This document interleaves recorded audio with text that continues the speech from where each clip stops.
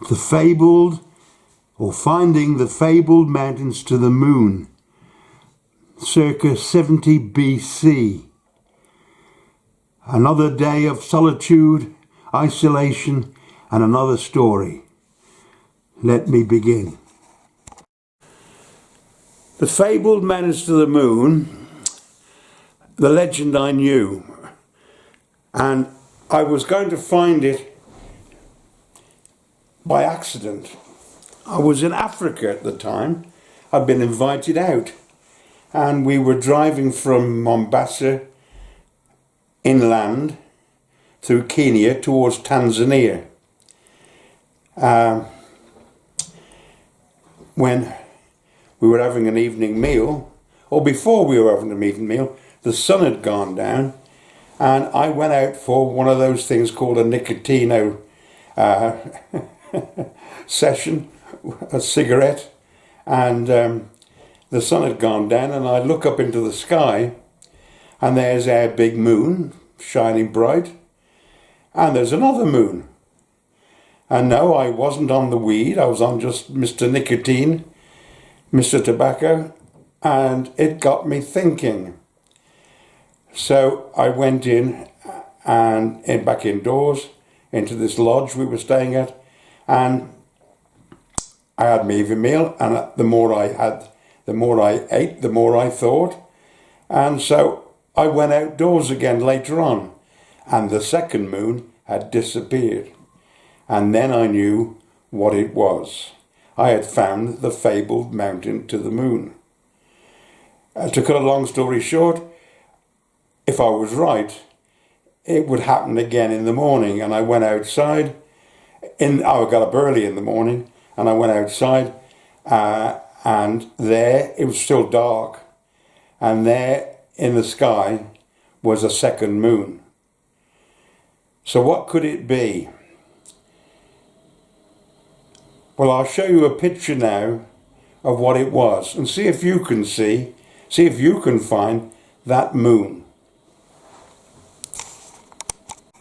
Here we are on the borders of Kenya and Tanzania, and if you look carefully, very carefully, you'll see that mountain to the moon. It's Kilimanjaro, and that cloud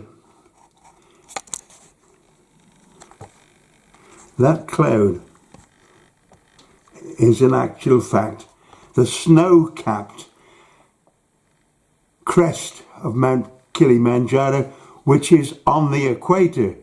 So how could you have ice on a mountain in on the equator?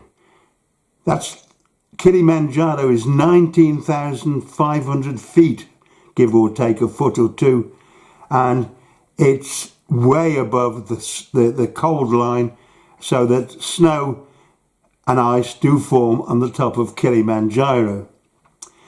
The natives, I am told, thought it was a magic rock and that it could cure you.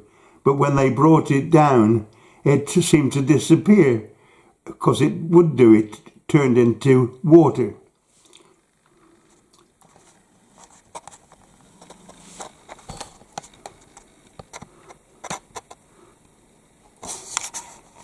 So how did this legend come about?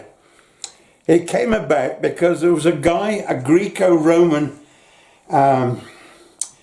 merchant, who decided to go down the Red Sea, go over to India, and then take those special winds, and I'll try and remember the names of them later, that he found that the Arabs, or the Indians, or people from that area, went to Africa regularly by this wind.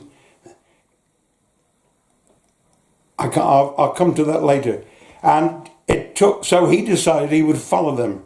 And he went, the year I think is 70 AD, because that's what he records. He goes into Africa somewhere around Mombasa. And then he says he travels 28 days westwards, directly westwards, and he comes to the mountains of the moon. He takes this message back with him to Egypt, to a geographer and a Roman. Well, he is a Roman. It's about he's about 100 AD. His name is Ptolemy, and he was the one that drew the map of the world. The map of the world has long since been lost, but there are recollections of it, and the one I'm going to show you is the one that was thought to be Ptolemy's map of the world in about 1415 AD. Ptolemy gets back and records it, and Ptolemy puts it onto his map of the world. And on there he's got the mountains of the moon. I think it should be the mountain to the moon. But that's another story. Well, you can believe that if you will. But I'm not the first to have discovered the fabled mountains to the moon. It was that great explorer, Sir Henry Stanley, the one that bumped into Livingstone in the Africa, who said, Mr. Livingstone, as he took his hat off, I presume, in deepest, darkest Africa. And at this moment in time, Sir Henry Stanley is the one that found the fabled mountains to the moon. And he said those are the Rizzori, yeah, I get it right, the Rizzori Mountains on the west of, far west of Lake Victoria. He even, when he built his house in England, he even built a mound in it called the Mountains to the Moon. However, we'll go back and have a look at what Diogenes brought back to Ptolemy, and Ptolemy put onto his map, and this is the map that they think in 1415 they think was Ptolemy's map of the world. This is the Mediterranean. Here's Egypt. There's the river Nile flowing all the way down there, and that's pretty accurate. That is very accurate. And then we come to the equator. Here's the equator that runs all the way around there. And then it gets a bit floozy after that, and I'll give you the reason why. And here we have the lakes, and one of them is going to be Lake Victoria. We now know as Lake Victoria. And down here, he's got the mountains to the moon. Over here, he's got, this is, actually that is Ceylon. He's got, this is India. So it's pretty hairy. He's guessing a lot. But it wasn't a bad map. Now, why is there nothing or very little down below the equator? And the answer to that is, once you went over the equator, you lost the North Star. The North Star, which never changed in the Northern Hemisphere. And if you could find the North Star and the constellations that went round it, which was the, what is it, the, oh God, it looks like a panhandle. They call it the pan, or the, it's where you get from the north, you take off from one of those stars and you come to the North Star. Once you've gone over the equator, of course, that was no longer there, and you were indeed in terra incognito. You were lost. So you didn't go much further over that equator if you wanted to get back. This is my interpretation of it as best I could. And up there you'll see England and Ireland, and it's on a bit of a skew. This was, of course, discovered by the Romans when Caesar landed in 55 BC, and then Claudius came and took over England for the next 400 years in 42 AD. Here is Spain and the Rock of Gibraltar, and here is the Nile, and it goes down. I like that nice curve there, that little curve there, because that is exactly the Nile, and it goes on down lower. I missed that out. I wasn't panning. Down here is that nice little twist in the Nile, which you'll see on a map. It's pretty accurate. Then you come on down, lower down, and you come to these three lakes and the mountains of the moon. I can find those two winds I was talking about, but I'll have to read it. It says, as a regular dynamo wind, from October to April, the winds blow from the northeast, and they're blowing down towards from India to Africa, and Arabs monopolized this trade wind and arrived in Africa long before the white man. Slavery had been going on for a long time. So the wind that comes directly from India to Zambia is called the Kaskazi, Kaskszy. And then from May to September, the wind reverses itself, and this is called the Kusi, Kusi, and it reverses and blows from Africa back to India or the Arab Peninsula. So we can put down that Airfriend Diogenes arrived somewhere between October and April. We are told he goes inland and walks due east. Works due west for 28 days.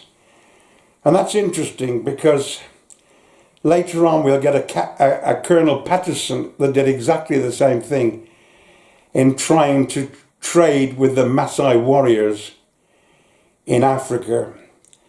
He says it took him 28 days to get there. There's an interesting thing, well, I like it, I think it's interesting. The reason it takes 28 days is you can't go by horse because they've got the tsetse fly, the fly that gives you sleeping sickness. Horses didn't last long, and people didn't last long, but they go directly, Colonel Patterson goes directly west for 28 days. He's held up, he said, by a bush, and the Africans call it the way to wild bush, and you can see the humour in it, because it's a thorn bush, and it entangles itself in your clothing and tells you to wait a while you untangle it. However, Colonel Patterson got there in 28 days, and where our friend Sir Henry Stanley is actually coming from the other side of Africa, and he's coming from the west to the east. And if our Diogenes was to get to those mountains which are there, it would take him 80 days. So I can't see how Diogenes ever got there. Colonel Patterson said that the Maasai warriors didn't like him and he was forced to leave in a hurry. I don't know who Diogenes bumped into when he got there, because he's 2,000 years ahead. Although there is a legend, because the Maasai warriors are a delicate, tall people and slim, and they wear that red cloak about them. They all seem to wear that red cloak about them, and they all have big spears. And there is a legend, I don't know how true it is, that when Mark Antony attacked Egypt, Augustus attacked Egypt under Mark Antony and Cleopatra, that the legions of Mark Antony were now dead men if they surrendered. And it said, the legend says that they migrated south and eventually became the descendants or the ancestors of the Maasai warriors. It's an interesting story. It's a story I'd like to tell you. So here we have our Diogenes, and he's going to find Kilimanjaro. Well, that's all very well and good, but Diogenes does a strange thing. He's in deepest, darkest Africa that nobody's been to before, and common sense should say, reverse your steps back to the coast and take a boat back up the Red Sea from where you came from. And talking of where did he come from, I think I can put the exact spot where he came from, and you'll see why later. But Diogenes doesn't go back, doesn't retrace his steps. He goes further into darkest Africa, and he gets to what I call the exit of Lake Victoria that starts off the river Nile, and he follows that. Now, up until then, in fact, up until the Victorian people, nobody knew the source of the Nile. The Nile was 4,000 miles long, but nobody knew or ever found the source of the Nile. I wrote to Joanna Lumley and said, why don't you go and find the source of the Nile? And she did go to find the source of the Nile. I don't think it was anything to do with me. But she found another source, and there obviously must be thousands of sources of the Nile, because they're all rivers trickling down, streams becoming rivers trickling down into Lake Victoria. And from Lake Victoria, it goes over the Ripon Falls, and it's off going north. And our Roman Diogenes decides to take that route. And I wondered for a long time why he decided to take that route. Okay, there was a river going that way, but how did he know where north was, or where north was going to take him? Let me put it this way. I'm lost and I can find the North Star, and I find the North Star, and I know that I live north of where I am, so I follow that North Star. And that North Star will take me up higher and higher, further going north. But I could end up in a completely different country. I could be going north from, say, Singapore, thinking I'm going to Birmingham. I will eventually get to Birmingham, but I don't. If I keep going north, I'll come out in Russia somewhere. Excuse the cough.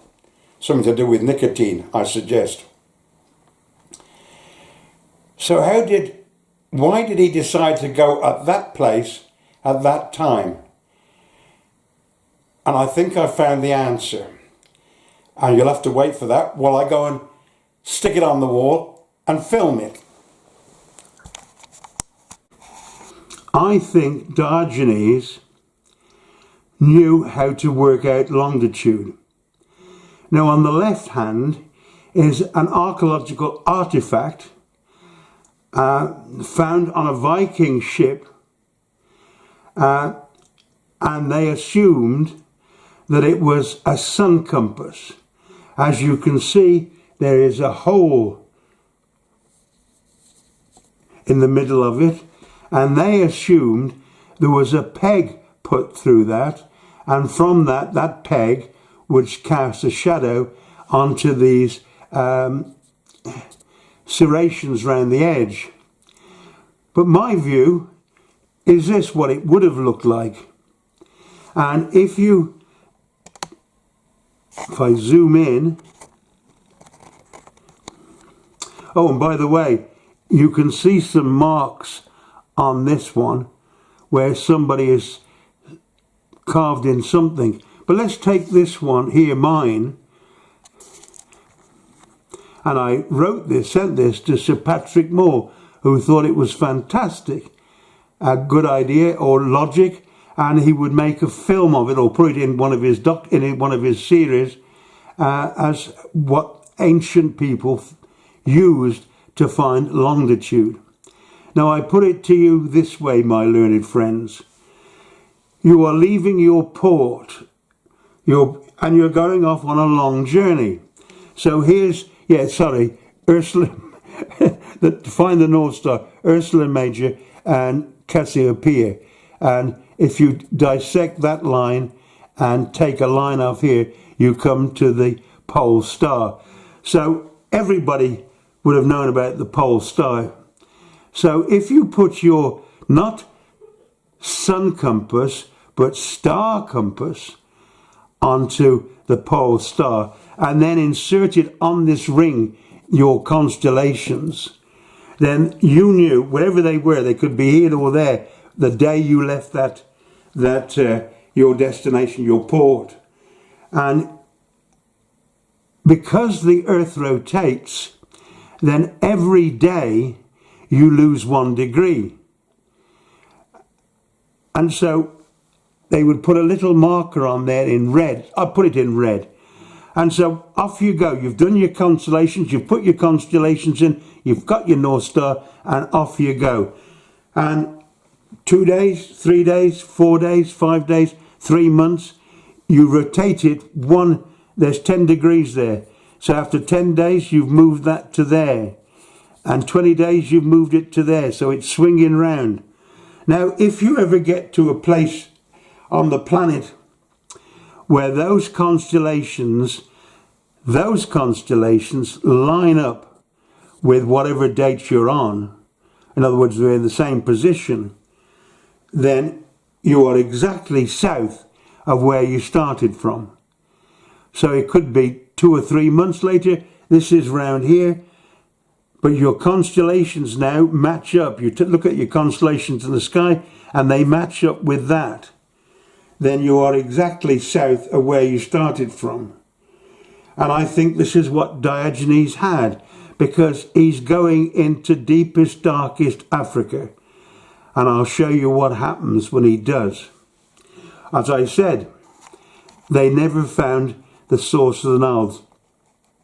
Everybody had looked for the source of the Nile for the simple fact that it was the breadbasket. It caused the breadbasket of Egypt. The Nile inundated. The water was coming down the Nile, and well, it caused prosperity. The Emperor Nero sent a century of Roman soldiers up the Nile to find it, and they were stumped. They were stumped at a place that's called the Sud. They're going up the Nile, they can find that, that's easy. And they come to this area called the Sud. And the Sud is about as big as, I don't know, it's very big, probably as big as England. And when you get into it, the water is all tranquil, there's no current. There's a current coming out back into the River Nile, but in the Sud itself, there's no current at all. And there are obviously rivers running into it, local rivers, not nowhere near as far as Lake Victoria. So they were stumped. They couldn't get through it, or they could get through it, but they didn't know which river was which coming into it. And so Diogenes is coming up from the south, and he's following this river because he doesn't know he's found the source of the Nile. He will do eventually. He's on this river and it's going north. So he's got his fresh water. It's a good route. It's a reasonable route. So he follows it. It could turn off and become the Congo. He wouldn't know the difference. But the river's going north. He's not interested if it goes left or right. He's going north.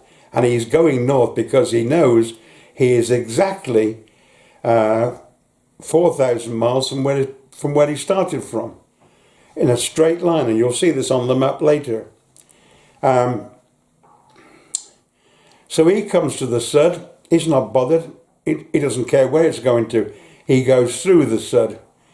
And to his amazement, the other side, he's still going north, and to his amazement, there's a river coming out of it.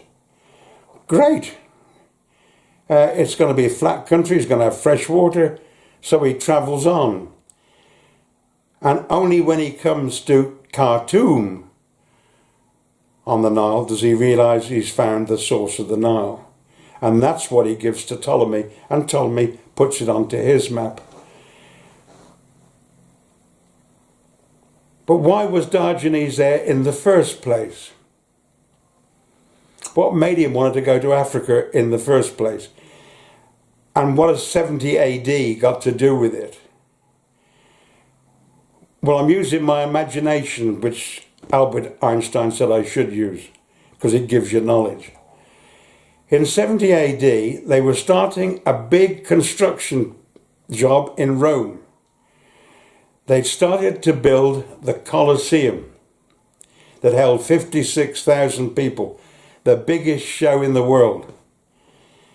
And in 80 AD, when they opened it, I'm told, and I wasn't there, I'm told that 50,000 animals died that day in the arena. 50,000 animals. I don't know how true that is. That seems a bit of a big number. But nevertheless, what they were going to need for the Colosseum was animals. And I think Diogenes was looking for a new venture, a new business venture.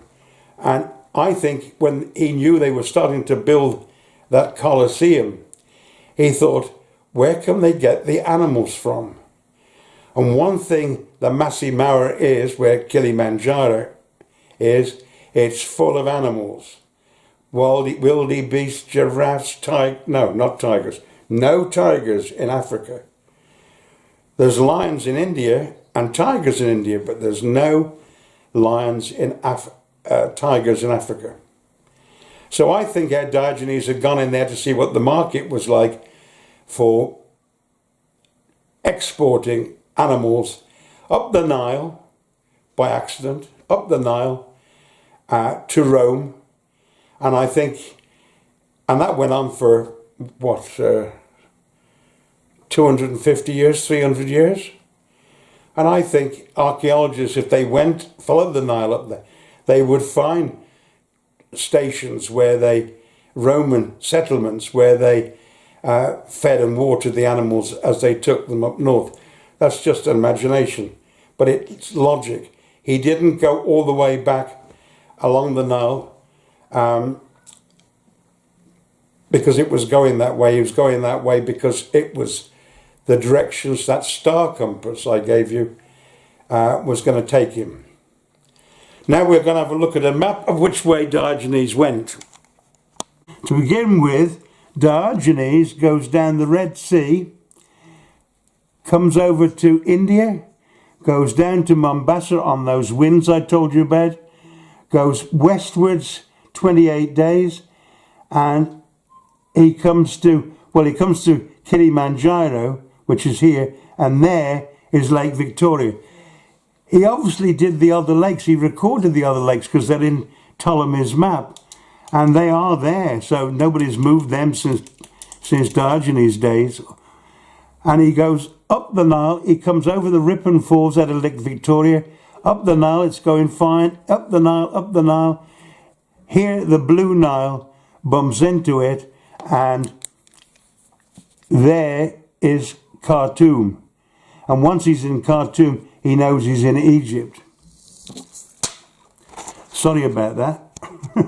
Yeah, sorry about me map falling off the wall, but that's what happens when you're the set designer and the producer and the makeup man, the whole lot. So here we have, there's a lake there called Lake Elysee, Lake Tangier, and Lake Victoria, and here there's the Ripon Falls. You come over the Ripon Falls, there's Lake Kyoga.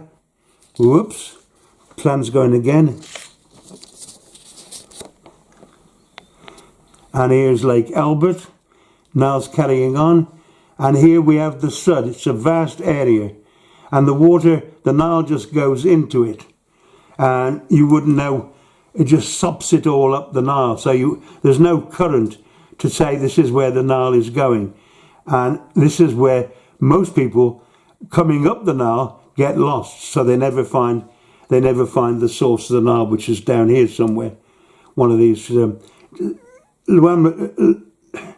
Joanna Lumley had her source coming from this direction, a little stream. Well, that could be, but the main source comes out of Lake Victoria, and that's the one that tells you you're on the right river.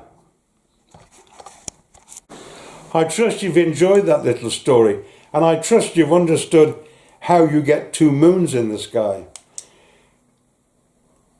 Kilimanjaro is ice covered, and so I want you to imagine that the sun has gone down for me, but 19,000 feet the sun is still catching the peak of Kilimanjaro, which is ice and snow.